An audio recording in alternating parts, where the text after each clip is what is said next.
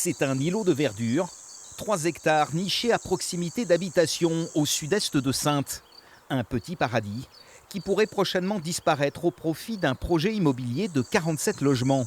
Une aberration aux yeux d'un collectif de riverains et de défenseurs de l'environnement. Ce qu'on réclame, c'est l'abandon du projet de lotissement qui remplacerait effectivement le bois, qui est un bois séculaire, qui est vieux de près de 300 ans selon les cartes anciennes. Et pour ça, donc, on demande effectivement une étude environnementale pour vérifier qu'il y a bien des espèces protégées. Et c'est bien là le souci pour le collectif, car selon lui, le site abrite une faune exceptionnelle. Des chauves-souris, des écureuils roux, de nombreux oiseaux. Donc il faut savoir qu'en près de 30 ans, on a à peu près 30% de la population d'oiseaux qui ont disparu de l'espace urbain, d'où l'intérêt de protéger ce bois. C'est aussi l'avis de Claude Juillet.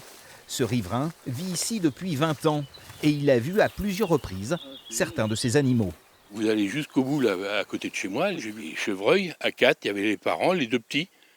Et puis voilà, il faut continuer à garder ce bois. Le comble, c'est que ce bois de la Grelauderie a été protégé, classé en 2013, avant d'être déclassé 6 ans plus tard. Aujourd'hui, le maire actuel hérite de ce dossier épineux et vient de demander une nouvelle expertise.